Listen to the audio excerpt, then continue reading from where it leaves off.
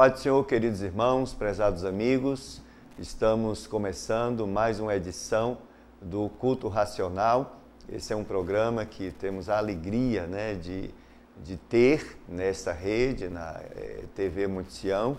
É uma alegria para nós, porque é uma oportunidade importante que o Senhor nos dá de meditarmos na sua santa palavra. Esse programa, a única pretensão que ele tem é de buscarmos entendimento na santa palavra de Deus. Nesses últimos dias, há mais de um ano, estamos com um projeto de discutir versículo a versículo da palavra do Senhor. Isso para nós é muita riqueza.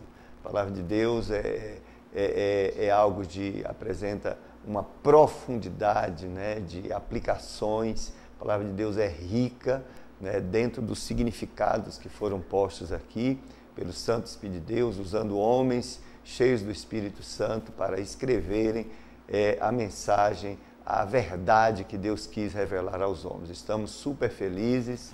A minha vida é uma vida abençoada pela palavra de Deus. A minha vida é uma vida privilegiada porque temos acesso à palavra de Deus. E eu digo ainda que o mundo está sendo presenteado, com esta revelação que é a palavra do Senhor. Ela para nós é vida, ela produz a vida de Deus em nossas vidas e por isso nós nos detemos, nós gastamos tempo para, sem pressa, meditarmos versículo a versículo. Havíamos começado, escolhemos o livro de Romanos, que é um livro muito particular, um livro que apresenta a doutrina cristã genuína, justificação pela fé. Deus usou o apóstolo Paulo com essa dimensão maravilhosa, essa revelação maravilhosa da obra de Cristo, da cruz, da ressurreição, as consequências disso. E por isso escolhemos Romanos. E desde fevereiro do ano passado, estamos aqui discutindo versículo a versículo. E convido você a nos acompanhar. E, por favor, o meu e-mail aparece sempre aí na tela. Você pode mandar suas considerações. Eu vou estar respondendo o seu e-mail, com muito prazer. Suas críticas, suas considerações, fique à vontade. Nós somos abertos, não somos ditadores, donos da verdade. O dono da verdade é o Senhor Jesus, ele é a própria verdade. Nós somos fracos, somos limitados e eu aceito sim o seu e-mail, vou estar respondendo aí dentro das suas considerações. Se você quiser que a gente aborde, toque em algum tema particular, a gente coloca na agenda oportunamente quando estivermos discutindo um trecho que trate disso. A gente vai sim apresentar essa sua demanda e eu quero agradecer a Deus porque você está conosco, que esse programa possa ser bênção para a sua vida. Já estamos, depois desse ano e alguns meses, já estamos aí no capítulo 3 e começamos semana passada a discutir o versículo 21. Hoje a gente vai dar continuidade, mas antes vamos orar, Vamos pedir ao nosso Deus que nos ajude. Ó bendito Senhor, santificado Senhor, exaltado é teu nome. Senhor, agradecemos por mais esta grande e maravilhosa oportunidade que o Senhor nos dá de meditarmos na tua santa palavra, Senhor, apresentando esse programa que está aí à disposição na internet, que muitos internautas terão acesso no mundo todo, Senhor. Eu quero que o Senhor, em nome de Jesus, os abençoe, Senhor, os alcance com o poder da Tua palavra. Ó Santo Espírito, que o Senhor tenha a liberdade de, nessa oportunidade, falar, Senhor, fortemente, através das nossas vidas, da nossa instrumentalidade, falar aquilo que o Senhor quer falar, Senhor, aquilo que nós precisamos ouvir urgentemente e que transforme a nossa vida, que mude, Senhor, a nossa conduta, Pai, porque descobrimos a grande verdade da Tua palavra, Senhor, porque amamos a Tua palavra e porque amamos a Ti. Ó Senhor, nos ajude, portanto, nessa ministração, que vidas sejam alcançadas, restauradas, abençoadas, libertas pelo poder da Tua palavra, Senhor, a mensagem do Evangelho de Jesus Cristo. Seja, portanto, conosco, abençoa os irmãos que estão aí na técnica, nos ajudando, que também recebam de Ti uma bênção especial. Portanto, te agradecemos, rogamos essas bênçãos e te agradecemos em nome de Jesus. Amém. Amém, queridos. Eu quero convidar vocês para uma leitura do texto que vamos começar a discussão, Romanos capítulo 3, versículo 21, vou ler até o versículo 25. Hoje a gente vai mexer no 21, entrando no 22, talvez a gente não consiga terminar o 22, terminar o 22, mas nós vamos avançar sim. Esse texto, ele começa a introduzir essa ideia maravilhosa, essa doutrina maravilhosa da justificação pela fé. E desde a semana passada a gente está mexendo aí, está discutindo um pouquinho esse conceito, essa verdade tão sublime, que Deus apresentou para essa humanidade perdida, que está sendo hoje privilegiada, pela pregação do Evangelho de Jesus Cristo, pelo esse anúncio maravilhoso da redenção em Cristo Jesus. E tudo isso gratuitamente, porque Deus é bom, é maravilhoso e é rico em misericórdia, e Ele nos doou o seu Filho, Ele nos deu com um propósito maravilhoso de nos trazer a sua presença, nos justificando pela fé no seu Filho. Isso é maravilhoso, mas vamos ler o texto que diz assim: mas agora se manifestou sem a lei a justiça de Deus, tendo testemunho da lei e dos profetas. Isto é, a justiça de Deus pela fé em Jesus Cristo, para todos e sobre todos os que creem. Porque não há diferença, porque todos pecaram e destituídos estão da glória de Deus, sendo justificados gratuitamente pela sua graça, pela redenção que há em Cristo Jesus, ao qual Deus propôs para propiciação pela fé no seu sangue, para demonstrar a sua justiça pela remissão dos pecados dantes cometidos, sob a paciência de Deus. É maravilhoso essa dimensão que nós vemos aqui do perdão dos pecados, Na realidade, o que está sendo dito aqui é o perdão dos pecados por intermédio de Jesus, e só através dele, porque foi Jesus Cristo, Filho de Deus, o Deus que encarnou no homem, Jesus Cristo, que foi o nosso substituto ali na cruz do Calvário, e conquistou ali na cruz a condição de sermos salvos, conquistou a nossa salvação, a nossa vida eterna. Portanto, só em Jesus nós conseguimos a vida eterna, só Ele é o caminho, só Ele pagou o preço, e estamos falando aqui da justificação pela fé. E desde semana passada estamos falando dos diversos aspectos desse texto do 21, que diz: a justiça de Deus se manifestou agora. Justiça de Deus, nós falamos semana passada, a justiça do próprio Deus, a sua santidade infinita, a sua perfeição infinita, que foi manifestada, e isso com o testemunho da lei, da própria lei. A lei declarava, mostrava a santidade de Deus. Em contrapartida, a lei também mostrava a perversão do pecado e, portanto, pela lei todos estavam condenados. Mas a justiça de Deus, a santidade de Deus, aparece. Ela tem um testemunho da lei e dos profetas, como o próprio texto fala. O texto fala, esse texto também está falando do ato justificador de Deus. O homem que se arrepende dos seus pecados diante da verdade do Cristo Salvador, ele se dobra ao Senhor, se humilha ao Senhor, reconhecendo-o como Salvador, aceitando a oferta gratuita de Deus, do sacrifício de Jesus Cristo, seu Filho.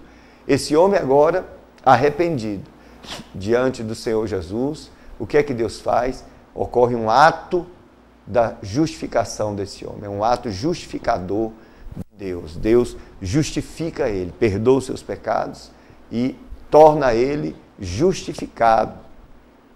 Não é pela justiça dele, mas a justiça do próprio Deus que é imputada a este homem, e ele passa a ter agora ele vive agora nesse estado, nessa condição de justificado pela fé em Jesus Cristo. Na realidade, o que acontece é o Senhor Deus atribuir, né, imputar a justiça do próprio Cristo na vida dessa pessoa. E agora ele recebe essa pessoa como justificado. Mas isso através de um meio, né, o meio que Deus nos transmite essa justificação pela fé é a fé.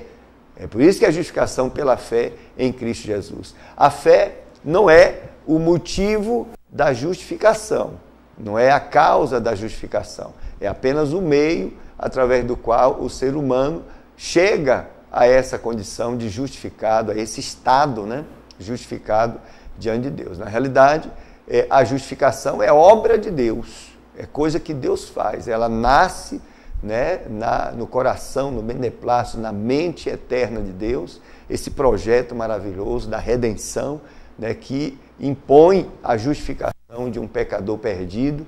Então isso é Deus que faz, o projeto é de Deus, o mérito é de Jesus Cristo, foi Jesus que conquistou isso na cruz do Calvário para nós, e temos acesso, né, a esta glória, a esta graça, através da fé. Se você crê, observe, você não precisa pagar nada, você não precisa pagar indulgências, não precisa de questões ritualistas, né, sacramentais, né, de mérito e esforço humano, nada disso. Você precisa crer. A salvação, portanto, a justificação é pela fé. Você crê em Jesus como seu Salvador, você aceita Jesus, você se arrepende dos seus pecados mediante o ato, né, salvífico de Jesus ali na cruz, mediante o fato dele ter sido o nosso substituto, ter recebido sobre si, né, assumido sobre si os nossos pecados e ter pago, né, esse preço infinito da condenação diante de Deus. Quando eu creio nisto, eu estou validando, né, para a minha vida a obra de Deus, essa oferta gratuita que Deus fez de me salvar gratuitamente. Então a salvação, ela é gratuita, é obra da graça de Deus, né? Desse favor que nós não merecemos, mas que Deus nos deu. É isso que ele fez através da obra do seu Filho e disponibilizou para a humanidade. A humanidade necessita, sabe o quê? Crer no Senhor Jesus. E essa fé, como eu sempre discuto com os irmãos, não é aquela fé que tem sido propagada aí desde a década de 60, que chegou uma teologia aqui no Brasil, teologia da prosperidade, né, que começa a mercantilizar a fé, né, começa a apresentar Deus como o ser todo-poderoso, que nada lhe impede de fazer nada por você, e isso é verdade, né? Mas apresenta ele apenas como galardoador de bênçãos materiais e estimula agora na comunidade cristã uma fé materialista que busca a Deus apenas para receber bens materiais, e a gente tem a ilusão de que fé é isso, mas na realidade, fé, quando a gente olha para a revelação da palavra de Deus, fé nada mais é do que uma entrega total da alma ao Senhor Jesus, uma rendição, né, ao Senhor Jesus. A alma se entrega, né, sem nenhuma exigência, né, sem nenhum requisito, ela simplesmente mergulha na pessoa do Salvador e se entrega porque o ama, porque o reconhece, porque o valoriza e entrega para servi-lo, para ter um relacionamento. Fé é isso, independente do que Deus possa dar a mim ou a você, em termos materiais, a gente se entrega ao Senhor, né, sem nenhum interesse. O interesse nosso é porque descobrimos o nosso amado, descobrimos o nosso Salvador, né, e agora eu quero amá-lo, eu quero ter um relacionamento eterno com Ele. Fé é isso, é a gente se entregar ao Senhor. Não é uma busca, uma troca de interesses, né? Não, eu creio em Deus, mas é porque eu sei que Ele vai me abençoar, Ele vai me dar isso, vai me dar aquilo. Isso não é fé. Isso não é fé, isso é apenas uma relação de troca. E essa coisa ruim que aconteceu foi injetada aí na crença, né, digamos assim, na religiosidade cristã, desse país e de outros países, e deformou uma fé que Deus exige de nós, que é uma fé genuína nesse sentido da entrega da alma. Então nós discutimos essa questão semana passada, vimos também que a justiça de Deus é aquilo que Deus faz, transmitindo a nós, ou nos reposicionando diante dele. É um estado, uma posição diante de Deus, que tem dois aspectos, né? Tem o sentido judicial dessa posição. Agora, diante do juiz, eu estou justificado, não há mais nenhuma condenação sobre mim, porque Jesus assumiu toda a condenação que estava sobre mim. Então, agora, diante de Deus, eu estou absorvido, eu fui inocentado. Esse é o aspecto, o aspecto judicial da minha posição agora diante de Deus. Ah, eu sou pecador? Sou pecador, sim. As pessoas que não têm Cristo são pecadoras? São. Mas há uma diferença na posição, né? Um está justificado pela fé, né? Então esse está inocentado, não por causa dos seus méritos, não porque ele é melhor do que os outros, mas é por causa dos méritos de Jesus. Ele creu e agora todas as conquistas de Jesus Cristo, todos os méritos do Senhor foram colocados sobre sua vida. Agora o estado dele é um estado diferenciado daquele que está lá no mundo e rejeita a fé em Jesus Cristo. O que está lá, diz a Bíblia, já está condenado. Esse aqui que estava também condenado, foi removida, né, essa condenação, porque ele creu em Jesus, e como Jesus assumiu a condenação dele na cruz, e agora ele recebe em si todos esses benefícios espirituais, então a condenação que estava sobre ele, estava sobre Jesus, agora foi removida dele, porque Jesus assumiu. Ele agora é inocentado. Portanto, agora, nenhuma condenação há para os que estão em Cristo Jesus. Essa é a nossa condição judicial. E esse ato foi de Deus. Nada tem a ver com os nossos méritos, com os nossos esforços. Isso é coisa que Deus publicou, que Deus disse e ponto final, porque nós cremos no Senhor Jesus Cristo. E o segundo aspecto, o segundo sentido, é o sentido essencial. O nosso estado agora, diante de Deus, faz menção à essência do caráter do próprio Cristo. Então, agora, passamos, né, depois da justificação, isso implica numa transformação moral e metafísica, apontando para a pessoa, a perfeição absoluta do Senhor Jesus. Isso acontece pela atuação do Santo Espírito de Deus na minha vida e na tua vida, na vida do nascido de novo. Quando alguém é justificado pela fé, o Espírito de Deus vem morar na sua vida. Ocorre esse novo nascimento. E o novo nascimento é caracterizado por um nascer de Deus. É algo que Deus faz, né? Essa nova criação que Deus faz em mim e em você, que agora tem a regência do Santo Espírito de Deus, que transmite para o pecador arrependido, pecador justificado, as perfeições de Jesus Cristo, a santidade de Deus. Isso acontece na nossa trajetória aqui, esse crescimento em espiritualidade. Então, esse estado nosso, agora, né, no sentido essencial, trata-se de uma transformação que o Espírito de Deus vai fazendo ao longo da nossa vida. E diz a Bíblia que essa transformação é de glória em glória, né? Fazendo essa comparação com a glória do Senhor como espelho. O Espírito de Deus vai comparando a nossa vida, a nossa espiritualidade, o nosso crescimento com o caráter de Cristo, e toda vez que ele vê uma discrepância entre essas coisas, vê o nível de crescimento que nós temos, ele continua o processo de transformação de glória em glória, mas o alvo é a perfeição de Jesus Cristo. Então é importante que a minha vida reflita essa perfeição. O Espírito de Deus está responsável por fazer essa transformação, é essencial no nosso caráter. Isso é maravilhoso. A obra a justificação pela fé, ela inclui essa transformação do ser, né? Essa nova criação, essa nova humanidade que Deus faz. Isso é um projeto estupendo, de maravilhoso, né? E o homem de Deus, a mulher de Deus vai sendo transformado. Se você olhar Gálatas capítulo 5, versículo 22 e 23, você vê que o Espírito Santo, que está na vida do remido, né, ele vai transmitindo a esse remido a santidade de Deus. ele vai duplicando, né, duplicando Cristo nesses remidos, duplicando neles as virtudes, né, divinas, as virtudes do próprio Cristo. Gálatas capítulo 5, observe, capítulo 5, versículo 22, diz exatamente isso. E o que é que esse versículo diz? 22 e 23. Mas o fruto do Espírito, observe, o remido tem o Espírito de Deus. E esse fruto do Espírito é fruto do Espírito produzido na minha vida e na tua vida.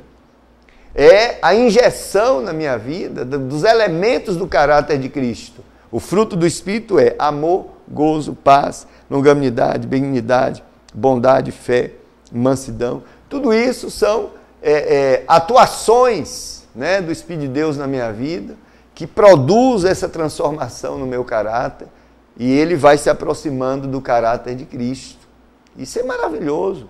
Deus me salva, né? Escreve meu nome no livro da vida, perdoa os meus pecados, mas não me mantém no mesmo estado essencial de antes, numa vida à mercê apenas de uma natureza corrompida, que é inimiga de Deus e sempre vai nos levar, né, numa direção oposta à vontade de Deus, oposta aos ideais de Deus. O Senhor faz algo maravilhoso. Deus é perfeito. Observe a perfeição do plano de Deus. Ele salva, ele escreve o nome no livro da vida, ele perdoa os pecados, mas ali começa uma transformação essencial. Além disso, né, claro, ele me colocou numa outra posição agora, que é a posição de inocentado, de justificado, de inculpável, porque Jesus assumiu a minha culpa, e agora vem a transformação essencial. Aquele homem, aquela mulher que se rendeu a Jesus Cristo passa por uma transformação ininterrupta. Observe, ininterrupta, porque essa transformação é uma transformação moral. Antes, aquele que amava o pecado agora odeia o pecado. Quem mentia já odeia a mentira. Quem tinha prazer na maldade, agora já não pensa mais assim. Por quê? A mente de Cristo está sendo insuflada na sua mente. Participamos da natureza divina. 2 Pedro 1,4 diz que pelas promessas que o Senhor Jesus fez, promessa de nos dar o seu Santo Espírito que ficaria conosco para sempre, vamos herdar a natureza divina, somos participantes da natureza divina. Olha que transformação maravilhosa. Então, à medida que o Espírito de Deus vai agindo na minha vida, a minha consciência, né, a prática dessa fé que se entrega, né, vai permitindo que o Espírito de Deus seja o regente da minha vida. Então, eu vou renunciando.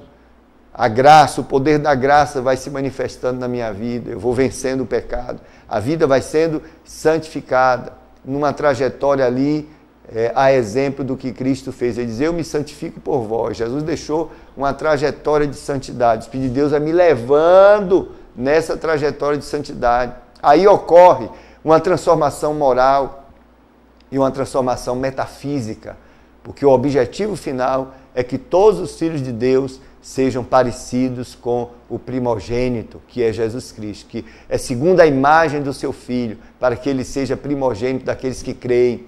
Todos nós estamos numa escala para sermos parecidos com Jesus Cristo. Glórias a Deus por isso. Isso é um projeto maravilhoso que só Deus faz.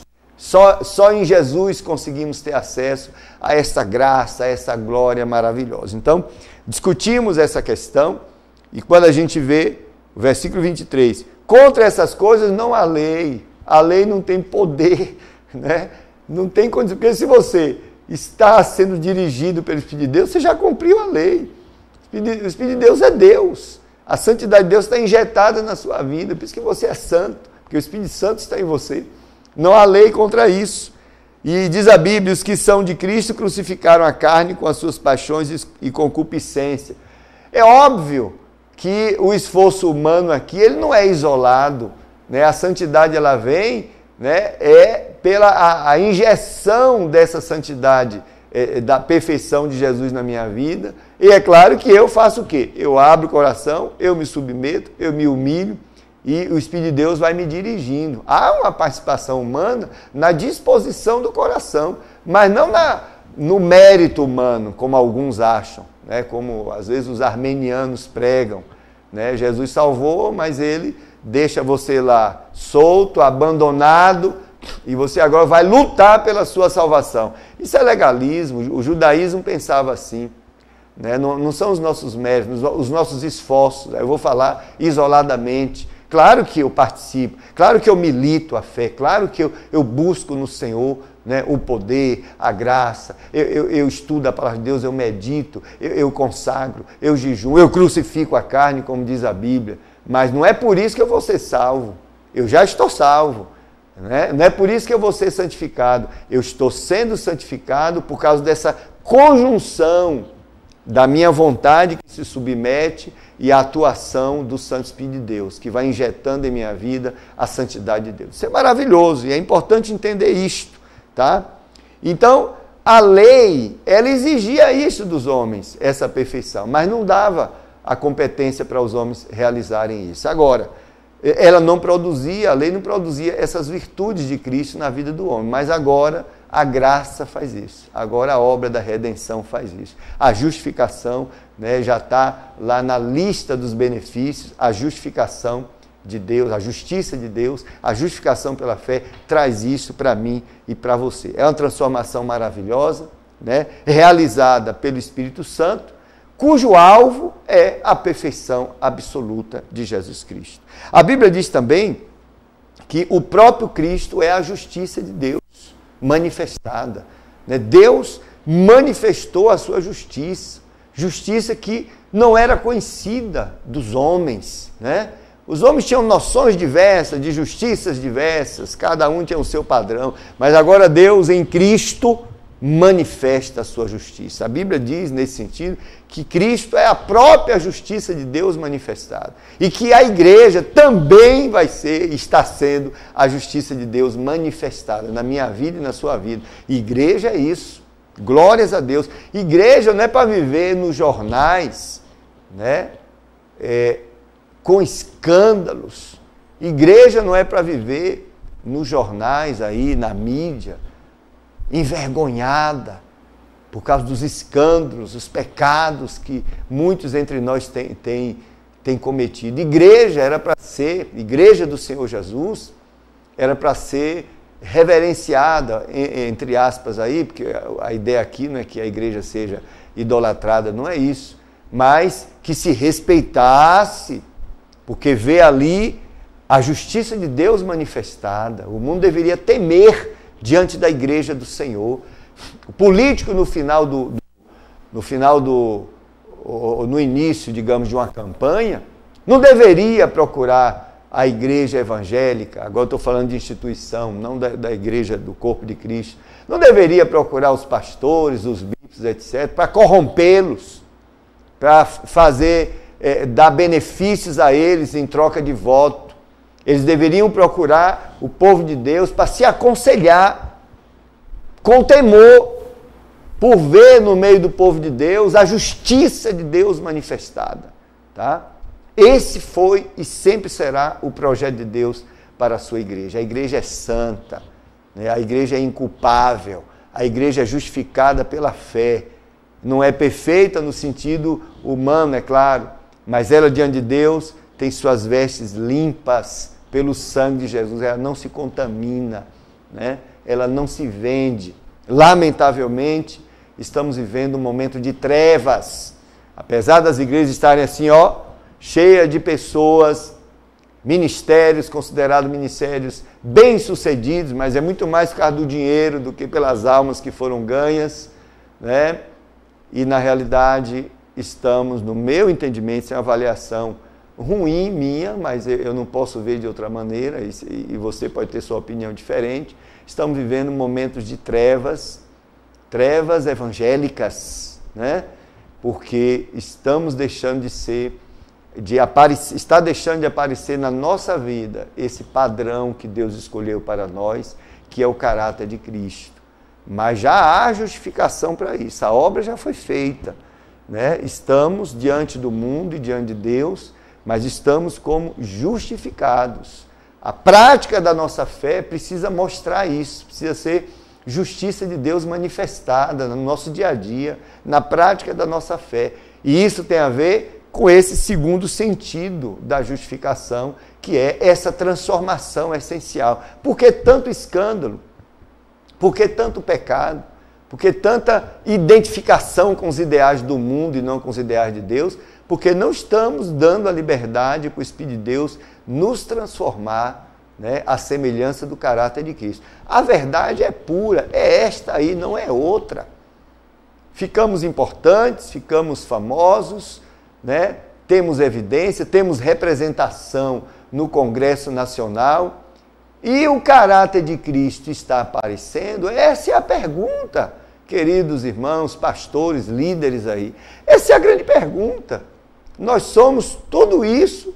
O país ainda tem uma certa liberdade religiosa, de expressão religiosa. Estamos avançando aí em todos os lugares da sociedade. Agora, é claro, a gente está fazendo uma aplicação, né, uma contextualização do que está sendo pregado aqui para a nossa realidade. Isso é perfil do programa, Culto Racional. Então, a gente tem todo esse avanço nos diversos setores da sociedade. Estamos nos jogando confetes um no outro, né, louros um para o outro, elogios, honras uns para os outros, mas não estamos perguntando se estamos sendo aprovados por Deus. Estamos sendo aprovados pela prefeitura, pela Câmara de Vereadores, né, pelos governos, pelas pessoas, por nós mesmos, a nossa convenção, todo mundo vivendo uma conveniência maravilhosa, mas estamos esquecendo de perguntar se estamos sendo aprovados por Deus. Porque o que Deus quer para a minha vida, o mais excelente é o que Deus quer para a minha vida, sabe o que é? Que eu seja parecido com Jesus. Que a obra da justificação pela fé se concretize na minha vida, né? Nesse sentido judicial, tudo bem, somos justificados diante de Deus. E o sentido essencial, né? Estamos realmente deixando o Espírito de Deus nos transformar. Essa é a obra. A obra da cruz implica, né, nessa transformação moral e metafísica. E aí? Né? A igreja de Laodiceia era uma igreja parecida com essa igreja do século XXI. Parece que ela era a representante mesmo, simbolicamente falando. Uma igreja rica, uma cidade rica, tinha produtos até farmacêuticos, né, indústria farmacêutica, a colírio, segundo alguns historiadores. Uma cidade que tinha muitas fontes, né, de riqueza. E isso, claro, se projetou na igreja. As pessoas que trabalhavam lá fora eram membros da igreja também, e a igreja se tornou uma igreja rica, famosa, tinha representações, como a igreja de hoje, lá na política, tinha pessoas cultas, estudadas, como hoje nós temos doutores nas igrejas, né? Não faltava nada ali, e eles se orgulhavam de que estavam bem, né? E o que foi que Jesus disse? Jesus disse, olha, vocês não estão bem não. Apesar de vocês fazerem colírio, vocês são cegos, vocês são pobres, e eu já saí do meio de vocês. Eis que estou à porta e bato. Se apenas um de vocês se abrir, eu vou entrar. Observe que coisa terrível. Das 7 igrejas, Laodiceia foi a única que Jesus estava já fora. Colocaram Jesus para fora. Será que é isso que está acontecendo entre nós?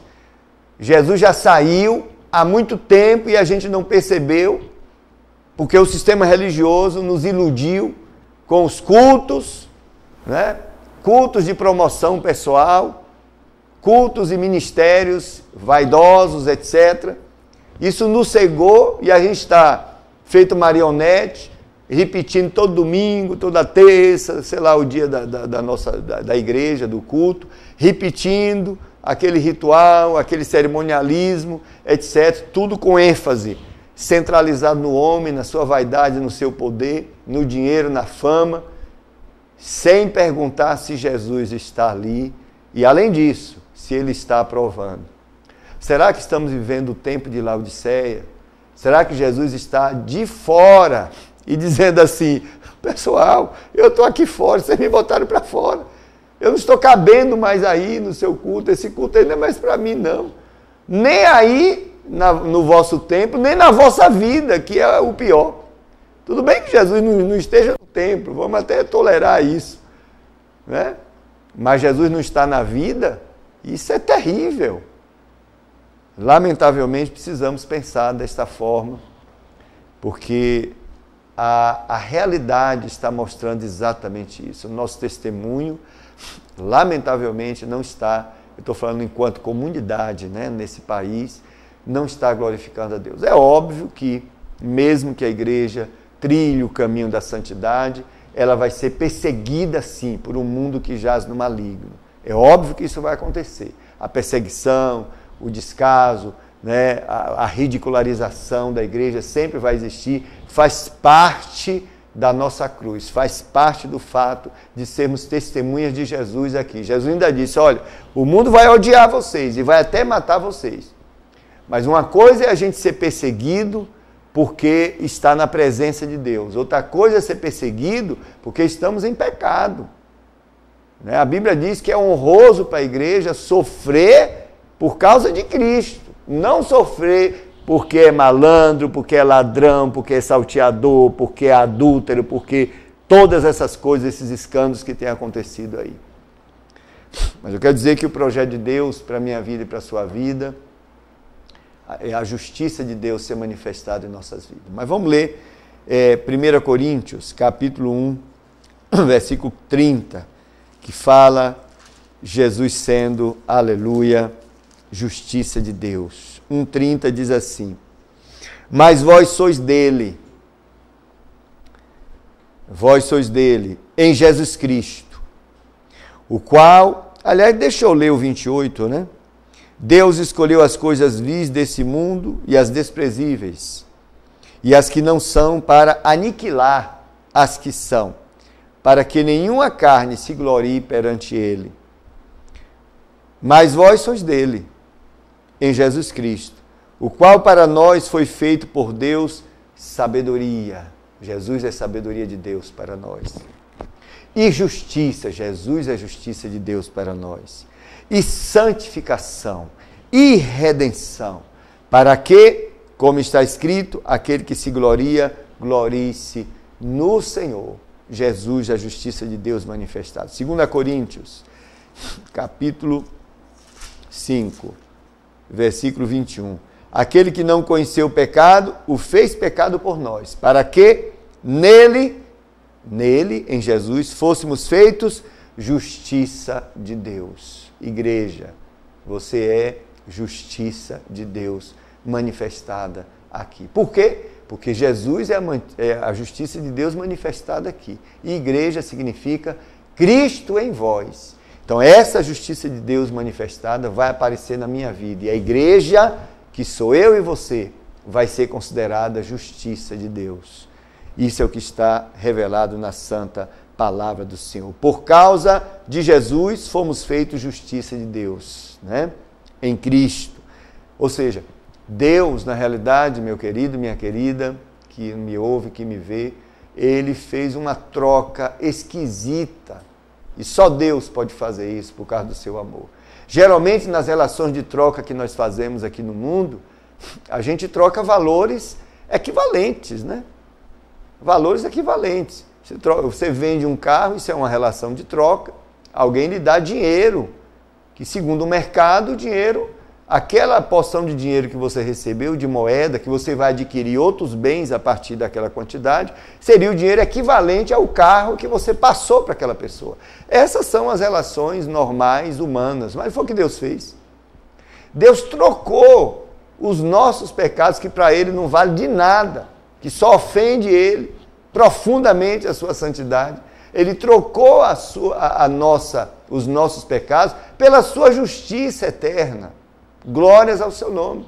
Foi isso que Deus fez em Cristo Jesus. Trocou a sua justiça pelos nossos pecados. E a implicação disso ainda é a formação da santidade de Cristo em nossas vidas. Glórias ao seu nome. Mas justiça de Deus, né, que diz o versículo 21, também está falando dessa possessão da retidão de Deus nas nossas vidas, né? É o lado moral, né, da salvação. E esse lado moral, ele tem um alvo, como nós já dissemos, que é a perfeição absoluta. Então, provavelmente vamos ser arrebatados, vamos sair dessa terra, e essa transformação vai continuar ad infinitum, para toda a eternidade, porque a perfeição de Deus, que é a perfeição absoluta, infinita, jamais vamos conseguir chegar lá. Mas vamos viver uma eternidade nessa inquirição, né? Nessa transformação maravilhosa. Que coisa maravilhosa! Na presença de Deus nós vamos avançando, né? Na sua santidade. Glórias ao nome santo do Senhor. É assim que foi posto. Mateus, capítulo 5. Observe Mateus, capítulo 5, versículo 48, de Mateus 5, 48. Diz assim, aqui é Jesus falando: sede vós, pois, perfeitos, como é perfeito o vosso Pai que está nos céus. Prezados e prezadas, essa é uma das declarações mais significativas nessa revelação, né, que Jesus faz do caráter de Deus nas Escrituras Sagradas. Ser perfeito como Deus é. Isso aponta para a eternidade. O Senhor começou um processo de aperfeiçoamento espiritual na minha vida e na sua vida, injeção da santidade de Cristo na minha vida, das virtudes de Cristo na minha vida, e isso evolui em graus que vai até o infinito, porque Deus é infinitamente perfeito. E olha o que Jesus falou: sede vós perfeitos. Talvez as pessoas que estavam ouvindo Jesus não entenderam isso, né? Mas Jesus revelou aqui o projeto final, né, do seu evangelho, levar os homens à perfeição, né, absoluta de Deus. Só o Espírito de Deus pode fazer isso.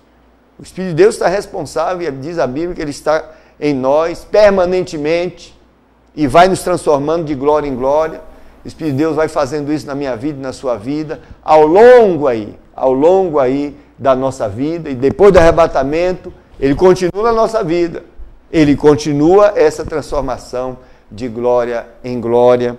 E diz Jesus: sede vós, pois, perfeitos, como é perfeito o vosso Pai que está nos céus. Glórias ao seu nome. Isso é um projeto estupendo, maravilhoso. E isso é uma realidade, né, que ocorre na vida do penitente, daquele que crê, daquele que nasceu de novo, mediante, claro, essa agência divina, né, o Espírito de Deus que está na minha vida e na sua vida. Então, o cumprimento da justiça de Deus na vida dos salvos, dos remidos, provoca o quê? Essa transformação metafísica na vida do salvo, na vida do remido. É o cumprimento dessa justificação, né, dessa justiça de Deus. Então o penitente passa a ser, observe, eu ainda estou falando dessa parte do sentido essencial, né? O penitente passa a fazer parte, observe, passa a possuir a essência, observe, do ser de Cristo. É isso que Paulo se referia em outro momento, em Colossenses, dizendo que é Cristo em vós. O Espírito de Deus está imbuído de nos levar a essa transformação metafísica, de Cristo aparecer em minha vida. João Batista, homem de Deus, ele disse: olha, é necessário que ele cresça e eu diminua. Ele estava entendendo essa dimensão de essa natureza que nós ainda temos, natureza corrompida, que agora está sob domínio do poder da graça. É necessário que ela desapareça. É isso que Gálatas disse: os que estão em Cristo, os que são de Cristo, crucificaram a sua carne, sua concupiscência. Porque é importante que a natureza divina seja abundante e dominante na minha vida. Quando isso acontecer, as pessoas vão ver Cristo em mim. E vão ver Cristo em mim em diversos graus de perfeição. Depende do nível de espiritualidade que nós tenhamos crescido ou não. E isso depende muito da minha cerviz, depende muito de eu abrir o meu coração e me submeter a essa atuação do Santo Espírito, que vai me levar nessa direção. Há, portanto, uma duplificação da natureza de Cristo, né, em minha vida, tá? Natureza é duplicada pelo fato de eu participar de tudo quanto Cristo é. E isso é o que Deus quer para a minha vida e para a sua vida e que Ele quer para a sua igreja, tá? Todos os requisitos da lei se cumprem em nós, quando, né, somos justificados pela fé e quando a justiça de Deus, né, me leva a esse estado de transformação, esse estado essencial. Os requisitos da lei vão sendo cumpridos, porque essa transformação é uma transformação moral e metafísica, né, na pessoa de Cristo. Mediante, claro, a operação do Espírito de Deus. Nós não cumprimos os requisitos da lei pelo princípio legal, né, do esforço humano isolado, observe, mas é pelo princípio místico da transformação moral e metafísica. É essa transformação que nos faz cumprir a lei, né? O Espírito de Deus me leva nessa direção, a lei moral, né, me leva a essa transformação. Não é mérito humano, não é esforço humano isolado. Há um esforço humano, sim, a própria Bíblia diz que são de Cristo crucificam sua carne. Glórias ao seu nome. Lamentavelmente o tempo está acabando, mas vamos avançar. Então, vamos resumir aqui sobre um outro aspecto que foi dito até o momento. A justiça de Deus, ela é independente da lei, porque o texto diz, mas agora se manifestou sem a lei, é independente da lei, o que Deus faz na minha vida e na sua vida, porque cremos em Jesus, não é através da lei. A justiça de Deus é sem a lei. É um recurso à parte, que Deus agora inaugura pela sua graça em Cristo Jesus. A lei não justificou ninguém, a lei não foi feita para salvar ninguém, inclusive. Ela não teve essa intenção, mas Deus agora apresenta o Evangelho de Jesus Cristo, que significa justificação pela fé. Então a justiça de Deus, ela é independente da lei, mas é autenticada pela lei, porque tudo aquilo que a justiça de Deus faz, quando, né, o pecador ele é alcançado, ele é justificado, ele, como nós acabamos de ver, ele cumpre a lei. Ela é, portanto, a justiça de Deus, ela é autenticada, né, pela lei. E essa justiça de Deus é dada a mim de forma outorgada livremente para mim, né? Contudo, ela é inteiramente paga. Observe, ela foi paga pelo preço da redenção em Cristo Jesus. Ela me foi dada de forma livre, sem me cobrar nada, mas houve um preço para isso. O preço foi Jesus que pagou. Por isso que o mérito é dele. A justiça de Deus, ela é santa, intrinsecamente santa, e justifica, né, o pecador. Glórias a Deus por isso.